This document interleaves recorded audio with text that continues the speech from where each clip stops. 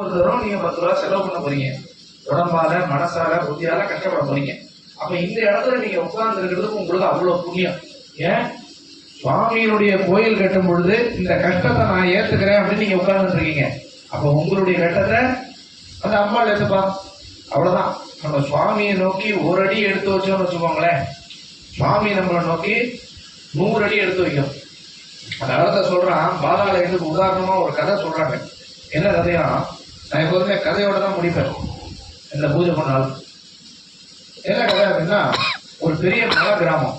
அந்த மலை கிராமத்துல பாத்தீங்கன்னாக்க ஒரு 500 குடிமக்கள் இருக்காங்க. ஒரு 500 குடிமக்கள். அது அந்த கிராமத்துல ஒண்ணுமே கிடைக்காதுன்னு சொல்ற மழை இருக்கு. அந்த கிராமத்துல நல்ல சோறு மழை அடிக்கிறது, நல்ல பெருசா மழை பெய்யறது. நரசிம்மா, பெரிய மழை பெய்யறது. அப்படி மழை ரொம்ப வெள்ளமா இருக்கும். ரொம்ப வெள்ளமா இருக்கும். ஒரு 3 நாள் 4 நாள் தொடர்ந்து பெய்யறது. அப்போ எல்லாரும் வீட்டுக்குள்ளேயும் தண்ணி பூந்துடும். அப்ப எல்லாரும் என்ன பண்றாங்க, ஊர்ல ஒரு முனிவர் சாமியார் மாதிரி இருக்காரு. அவர்கிட்ட இப்ப கேட்கறாங்க, சாமி எல்லாம் எல்லார் வீட்லயும் தண்ணி வருது அப்படின்ட்டு எல்லாம் அந்த மலை கோயிலுக்கு போயிருக்காங்க. அந்த மலை கோயில அந்த சாமியார் வர, சாமி என்ன பண்ணா சாமி நிற்கும், இந்த மழை நிற்கணும் சாமி, இல்லாட்டி நாங்கெல்லாம் வாழ முடியாது, 500 பேர் இங்கேயே இருக்கோம். அப்ப அந்த சாமியார் சொல்றாரு, இந்த 500 பேர்ல ஒரு பையன் பாவம் பண்ணிட்டான்டா. இந்த 500 பேர்ல ஒரே ஒரு பையன் பாவம் பண்ணிட்டான். அவனை கொள்றதுதான் இந்த மழை வந்திருக்கு.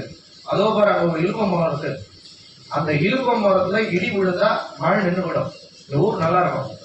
இந்த 500 பேர்ல ஒருத்தன் தப்பு பண்ணிருக்கான். நீ என்ன பண்ற, ஒருத்தனா போய் அந்த இழுப்ப மரத்தை போய் தொட்டுவா. ஒருத்தனா போய் அந்த இழுப்ப மரத்தை தொட்டு வரணுமா. யார் பாவம் பண்ணிருக்கானோ அவன் மேல இடி விழுந்துருமா. மற்ற 499 பேரும் குழைச்சிக்கலாம் அப்படின்னா. அப்போ என்ன பண்றாங்க, ஒருத்தரா போற அந்த இழுப்ப மரத்தை போய் தொடுற, அவர் மேல இடி விழல. அவர் சந்தோஷம் தாங்கல, அப்பா நம்ம பாவம் பண்ணலாம். அப்படியே ஒருத்தரா போறான். 10 பேர், 20 பேர், 50 பேர், 100 பேர், 200 பேர், 300 பேர், 400 பேர், 499 பேர் போயிட்டான் சார். பேலன்ஸ் இருக்கிற ஒருத்தன் முடிவு பண்ணான், நம்ம தான்டா. 499 பேர் தொட்டு விழலன்னா அப்ப நம்ம தான். அவன் போலனாலும் பக்கத்துல இருக்கிறவனா தூக்கி விட்டுருவோம். அவன் போய் தொட்டான் சார், இடி விழுந்தது சார். எங்க? மரத்துல இல்ல, அந்த மலை கோயில்ல. 499 பேர் அவுட்டு. அவன் ஒருத்தன் மழிச்சான். அவன் ஒருத்தனை காப்பாத்துறதுக்காக தான் அந்த மழை அவ்வளவு நேரம் நின்றுருக்கு. அதனால தெய்வம் ஒருவனை காப்பாற்றணும் அப்படின்னு முடிவு பண்ணிடுதுன்னா யார் தடுத்தாலும் நமக்கு எந்த பிரச்சனையும் வராது. நான் எதுக்கு சொல்றேன், அவங்க மரியாதை நமக்கு கொடுக்கல, இவங்க நமக்கு மரியாதை கொடுக்கல, அவ்வளவு கவலைப்படவே வேண்டாம்.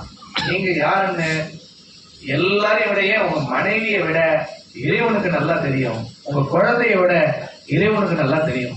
ஆக உங்களுக்கு கொடுக்க வேண்டியத நீங்க எவ்வளவு கஷ்டத்துல இருந்தாலும் அந்த இறைவன் உங்களுக்கு கொடுப்பான்.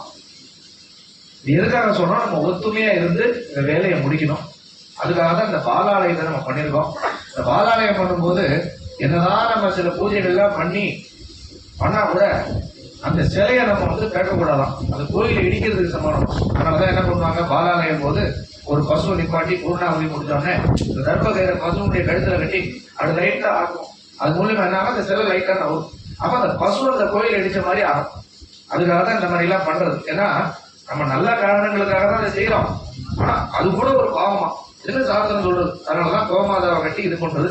அப்படி இந்த பூஜையில இப்போ பூர்ணாவதி ஆகுறது.